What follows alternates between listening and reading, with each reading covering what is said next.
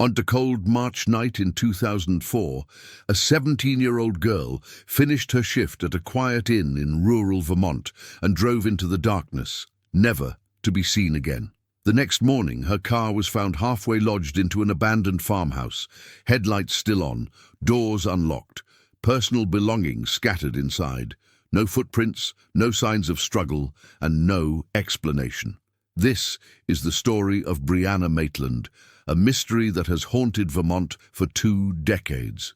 Because sometimes the strangest crime scenes aren't the ones hidden, they're the ones left in plain sight. It was Friday, March 19, 2004, when Brianna Alexandra Maitland, a bright and independent 17-year-old, finished her shift at the Black Lantern Inn in Montgomery, Vermont. She was exhausted. The dinner rush had been long, and she had plans to head home, shower and rest before seeing friends the next day. Brianna was living a life caught between adolescence and adulthood. After leaving high school early, she was working 2 jobs, saving money and planning to earn her GED. Those who knew her described her as responsible, shy and compassionate, a teenager figuring things out, but firmly grounded. At around 11:20 p.m., Brianna clocked out. Her co-workers remembered her leaving in good spirits, smiling as she said goodnight. She climbed into her 1985 Oldsmobile 88, an old green sedan, and drove off into the darkness. That was the last confirmed sighting of her alive. The next morning, a passing motorist noticed something strange. A car backed up into an abandoned farmhouse on Route 118, about a mile from the Black Lantern Inn. It looked like a crash. The rear end of the car pressed into the side of the building. The driver's door was ajar, and the headlights were still on. At first glance, it seemed like a minor accident, but what police would later find inside changed everything. Inside the car were Brianna's wallet, purse, medications, makeup, and 2 paychecks from her jobs. There were also signs that the car had been intentionally positioned, not crashed. The rear bumper was tightly aligned with the wall, with no debris, skid marks, or damage consistent with an impact. Officers noted that one of the doors had been unlocked, and a few personal items were scattered near the ground, almost as if someone had stepped out quickly or been interrupted. Initially, no one connected the dots. The car was towed, logged as an abandoned vehicle, and left in a police impound lot. For 2 days, no one realized that the missing 17-year-old and the mysterious car were the same case. When Brianna's mother, Kelly Maitland, reported her missing on March 23rd, authorities finally made the connection. Her mother's reaction was immediate and chilling. The moment they said where they found the car, I knew something terrible had happened. Nay, the farmhouse where the Oldsmobile was found would become a symbol of the mystery, a landmark locals began calling the Dutchburn House, a frozen snapshot of a crime that left no witnesses, no sounds, and no certainty. It wasn't just that Brianna Maitland had vanished. It was that her last known trace, a car pressed against a house, looked like a message no one could read. When the 1985 Oldsmobile 88 was first spotted on Route 118, early on March 20, 2004, nobody treated it as a crime scene. It was a rural highway, the kind where locals often drove too fast on icy curves, and minor roadside mishaps were common. But this was no accident. The car was found backed tightly into the side of an old farmhouse, known locally as the Dutchburn House, its rear bumper pressed neatly against the siding. The alignment was too deliberate, like someone had reversed carefully rather than lost control. The scene looked oddly staged. A Vermont state trooper arrived just after dawn. He found the doors unlocked, the headlights still on, and several of Brianna's belongings, her purse, ID, makeup, and even a pair of earrings, still inside. On the ground nearby lay a single plastic water bottle and a faint scuff mark in the dirt. There was no blood, no footprints leading away, and no tire tracks beyond the ones from Brianna's own car. It was as if she had parked there and vanished into the air. For the next 2 days, the car sat impounded at a local garage. Police classified it as abandoned, not yet realizing the driver was missing. When Kelly Maitland called to report her daughter missing on March 23rd, everything changed. As she described the make, model, and license plate, the dispatcher paused and said the words that made her heart stop. "We already have that car." Kelly drove to the impound lot immediately. Inside the vehicle, she found the same chaos the trooper had described. Her daughter's things were everywhere, untouched, but there was no sign of struggle, no indication she had been robbed or had run away. "I just knew," she later said. "A mother knows." She didn't walk away from that. Once the connection was made, the farmhouse and surrounding property were declared a crime scene. Detectives brought in K9 units, forensic teams, and drones to scan the area. The dogs caught a scent, but it ended abruptly at the edge of the property, near the road. That detail led investigators to a disturbing theory. Brianna had been abducted quickly, likely forced into another vehicle. Neighbors later reported seeing the car the night before, around midnight, already backed into the house. A few even noticed headlights still on, but assumed the driver had gone for help. No one stopped. A week later, eerie photographs of the scene, the old green sedan pressed against the weathered farmhouse, began circulating in national media. It became an image burned into America's true crime consciousness. Brianna's car didn't just mark a location. It marked a boundary between the life she left behind and the mystery that would define her forever. Before her name became synonymous with a haunting photograph, a car pressed against a house, Brianna Alexandra Maitland was simply Bri to her friends. Born on October 8, 1986 in Burlington, Vermont, she grew up in a small, tight-knit community surrounded by the calm of the Green Mountains. She was the kind of person people described as mature, beyond her years, intelligent, artistic, independent. But Brianna was also restless. In early 2004, she had left her parents' home in East Franklin to pursue a more independent life. She moved in with a close friend, balancing two part-time jobs, one at a diner and another at the Black Lantern Inn, where she worked the night she vanished. Those who knew her described her as compassionate and adventurous, but also private. She was the type to offer rides to friends, listen to their problems, and take long late-night drives to clear her head. Her best friend, Gillian Stout, later said, "She was trying to figure herself out, but she wasn't reckless. She was careful. She was street smart." Despite her self-reliant image, Brianna had faced difficulties. She had left high school temporarily, planning to earn her GED, and had been navigating strained relationships at home. A few weeks before her disappearance, she'd also been involved in a physical altercation with another girl, a scuffle that left her with a broken nose and bruises. Though she dismissed it as just drama, her mother later said she sensed lingering tension. There were also subtle signs that something was off in the days before she vanished. Friends recalled Brianna mentioning feeling unsettled and that she needed a break from everything. Yet, she was making future plans. She had signed up for classes, was considering a move to Burlington, and had left 2 paychecks uncollected at the inn. That's what made her disappearance so implausible. Brianna wasn't the kind of person who would leave without telling someone. She was grounded, goal-oriented, and deeply connected to her circle. As police pieced together her background, they found no evidence of voluntary disappearance, no sudden withdrawals from her bank account, no packed bags, no signs of online activity suggesting she'd planned to leave. Her disappearance, investigators concluded, was abrupt, and that left everyone with the same haunting thought. Whoever stopped her on Route 118 that night didn't just end a journey.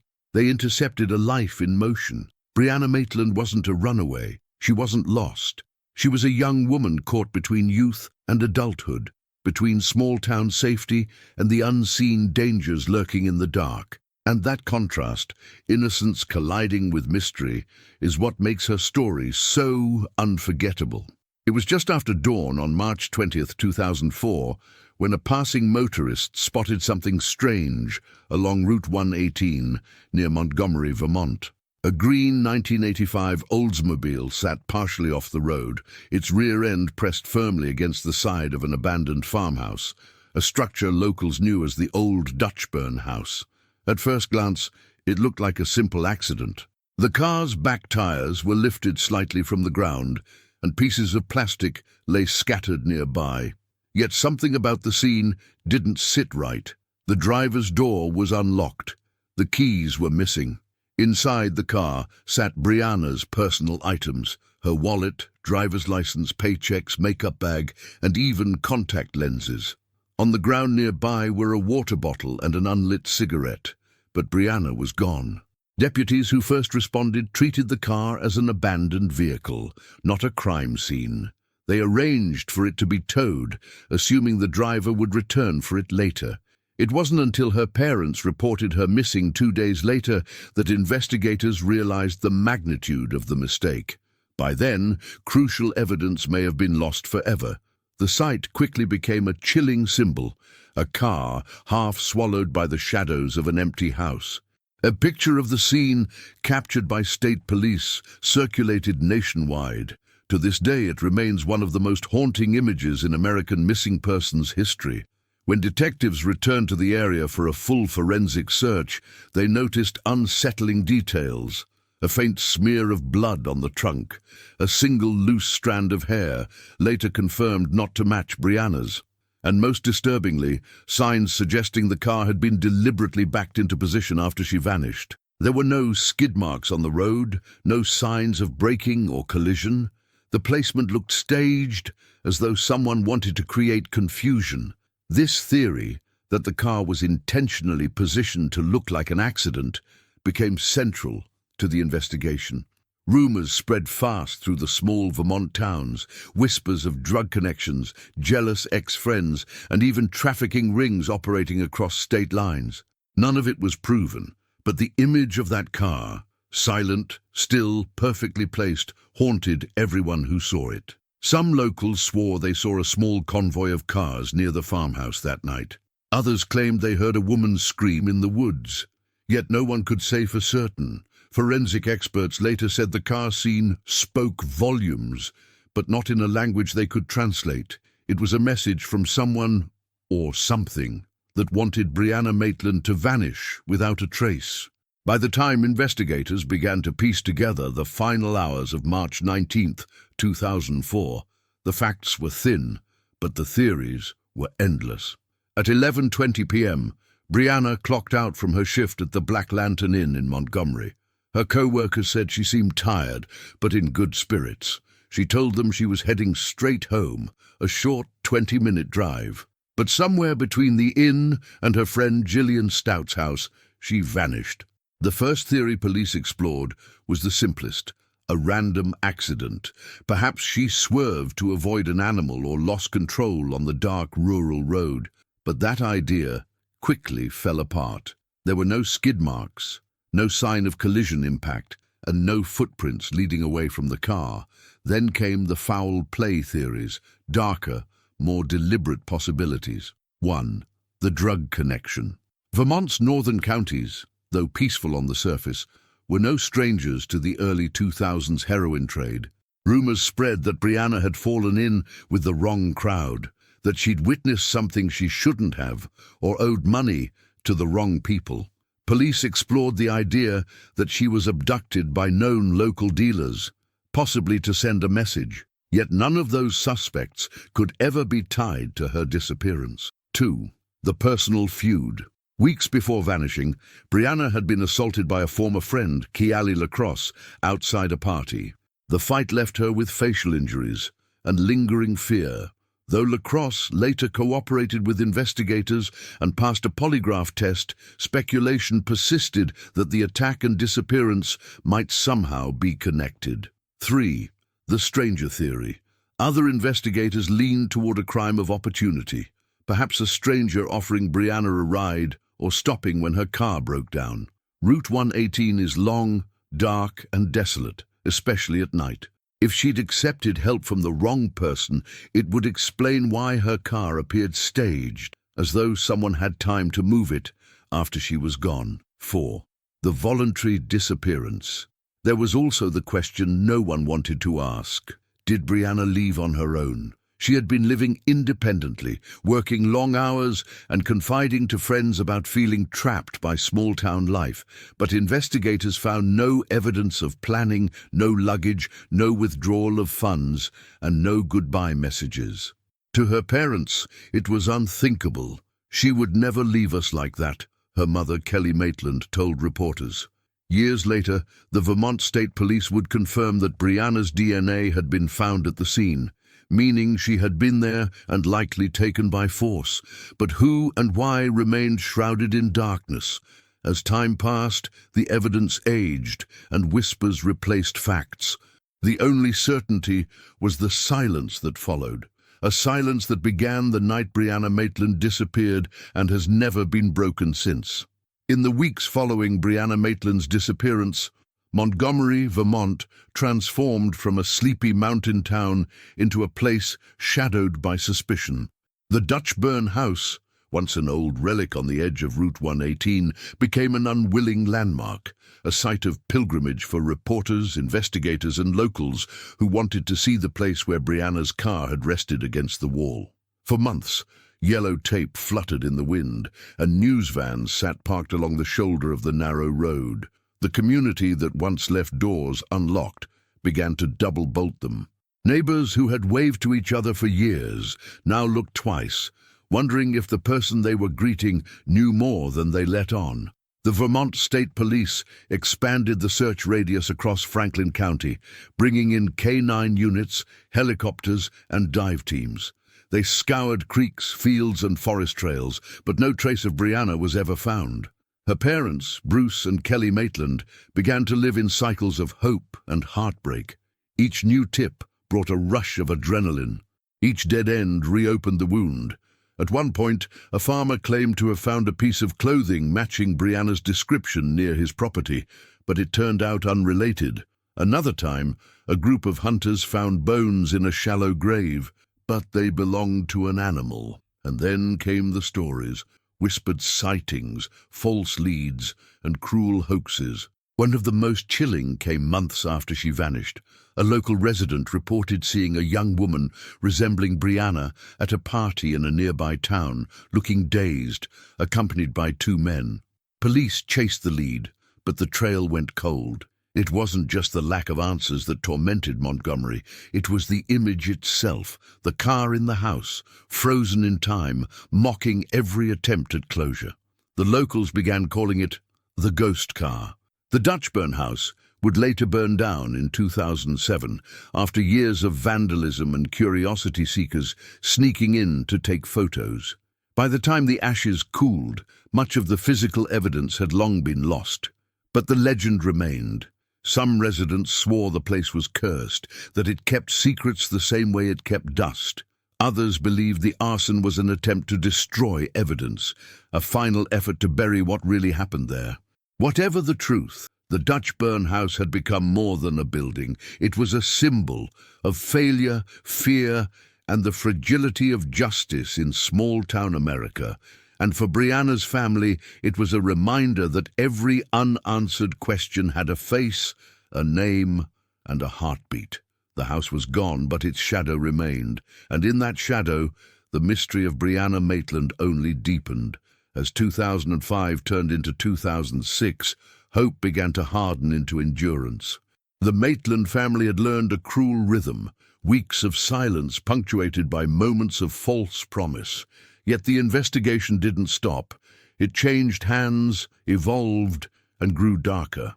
The Vermont State Police continued to lead the case, but in 2007 the FBI officially joined the investigation, assisting with forensic analysis and cross-state coordination. Their involvement was prompted by the unsettling realization that Brianna's disappearance resembled several other missing persons cases in the Northeast. Agents quietly began reviewing connections to cases like Maura Murray, another young woman who vanished just weeks before Brianna, 90 miles away in New Hampshire. Was it coincidence or a pattern? Authorities never confirmed a link, but the timing and geography were too similar to ignore. Meanwhile, law enforcement retraced every step of Brianna's final day, searching the Black Lantern Inn, re-interviewing co-workers, even re-examining old witnesses who had been dismissed early on. One name surfaced repeatedly: Nathaniel "Nate" Jackson, a man from the local drug scene who was rumored to have known Brianna casually. Another, Raymond Ryans, allegedly told friends he knew what happened to the girl from Montgomery. Both men denied involvement, and no physical evidence ever tied them to the case. Detectives also pursued leads, suggesting that Brianna had been taken across state lines, possibly trafficked. The FBI's Behavioral Analysis Unit provided profiles indicating that abductions linked to small rural areas often involved someone the victim knew, not a stranger in the dark. Still, the investigation hit wall after wall. Then, in 2009, a potential breakthrough emerged. A human skull was discovered on a remote property near Montgomery. Hope surged, only to be crushed when DNA proved it wasn't Brianna's. In 2012, another lead pointed police toward an abandoned well behind a farmhouse. Excavation teams arrived, expecting closure. Instead, they found nothing but rusted tools and debris. Year after year, the case file grew thicker. Thousands of tips, hundreds of interviews, dozens of searches, and not one solid lead that could explain where Brianna went after she left work that night. To this day, police have publicly confirmed only one undeniable fact: Brianna was taken against her will. The physical evidence, the staged car, the items left behind, the lack of struggle inside the vehicle, suggested a controlled encounter, likely by someone she trusted. In 2020, on the 16th anniversary of her disappearance, Vermont authorities announced that DNA from the scene had finally been processed using modern technology. It belonged to an unknown male, but that fragment, that silent genetic fingerprint, has yet to match anyone in the federal database. Years of searching, endless rumors, and still no answers. Only the quiet echo of a promise made by her parents: "We won't stop until she's home."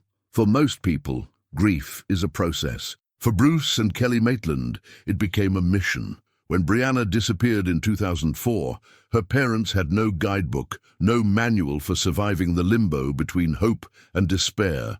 Every morning began the same way: a phone check, a headline scan, a prayer that today would be different. But as the months passed, the Maitlands realized something painful: that if they waited for answers, their daughter's name would eventually fade. So they did the unthinkable. They made Brianna's disappearance their life's work. Bruce began speaking publicly about the case, appearing in documentaries, podcasts, and investigative programs. He wanted people to remember his daughter not as a statistic, but as a real person. A young woman who had dreams, plans, and laughter that filled rooms. Kelly took a quieter but equally powerful approach. She reached out to other families who were also living with the agony of unanswered questions. Through late-night phone calls and online forums, she built connections, a community of the missing. Out of that pain came purpose. In 2016, Bruce founded Private Investigations for the Missing, PI for the Missing, a non-profit organization created to provide free investigative services for families of missing persons. The idea was simple but radical: to give hope to those who couldn't afford private help. Through the foundation, the Maitlands turned their tragedy into a lifeline for others. Their mission brought in retired detectives, forensic experts, and volunteers who dedicate time to reopening cold cases across the U.S. Bruce often said in interviews, "If we can't bring Brianna home, maybe we can help bring someone else's child home." But behind their strength was exhaustion. Years of chasing ghosts, of reopening wounds each time a lead turned to dust. They were also critical of how the early stages of Brianna's case were handled. That delay, treating her car as abandoned rather than suspicious, likely cost precious time and evidence. If this had been a wealthy, well-connected family, maybe things would have been different, Kelly once told a local reporter. Their advocacy became bigger than Brianna. It became about how the system treats the missing, especially those from small towns, without money, without attention. And though years have passed, the Maitlands still light candles every March near where her car was found. Locals still stop by, leaving flowers and notes on the roadside fence. Each gesture whispers the same message: she isn't forgotten. Because the real legacy of Brianna Maitland isn't just her mystery, it's the movement she inspired. A fight against indifference, a call for reform, a father and mother refusing to let silence have the last word. Nearly 2 decades after Brianna Maitland vanished, her case remains one of Vermont's most haunting cold cases, but not a forgotten one. The rise of forensic genealogy, digital databases, and private investigation networks has reignited interest in finding out what really happened on that dark March night. In 2020, the Vermont State Police announced they had obtained a DNA sample from the scene, a genetic profile belonging to an unknown male. Though small in scope, that evidence is monumental. For the first time, investigators had something scientifically tangible, something that could someday speak. The DNA was entered into the CODIS, Combined DNA Index System, but no matches surfaced. The sample wasn't connected to any known offender in the United States. Still, detectives didn't stop there. With the support of private labs and crowdfunding organized by the Maitland family, portions of the sample were submitted to forensic genealogy databases, similar to those that helped solve the Golden State Killer case. As of 2025, those results remain pending, but they represent the first realistic hope in years that the case could be solved through science rather than chance. Beyond DNA, digital forensics has also opened new pathways.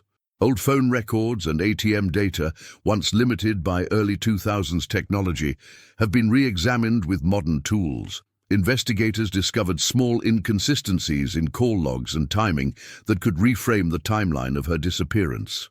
Meanwhile, true crime communities and online sleuths have kept Brianna's name alive.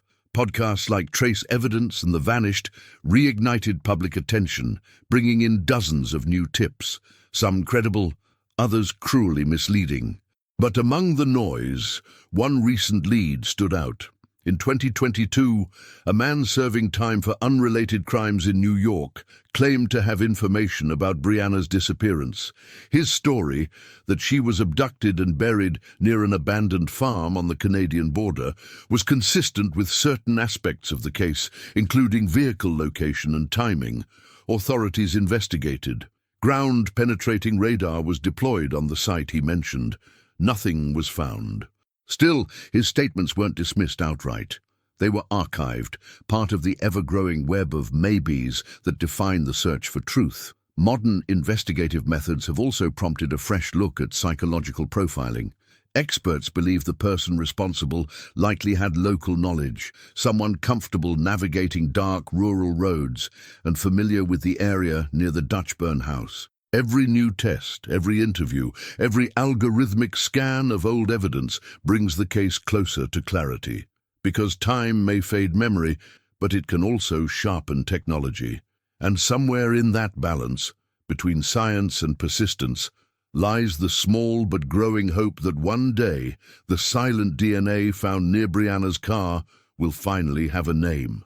2 decades have passed since Brianna Maitland vanished from a quiet Vermont highway, and yet her story refuses to settle into silence.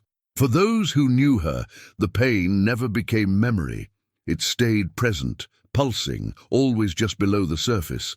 For those who never met her, her case became something larger, a reflection of how easily a person can disappear in plain sight. The photo of her car, wedged backward into the Dutchburn house, has become iconic, studied by investigators, journalists, and armchair detectives alike. It is both evidence and metaphor.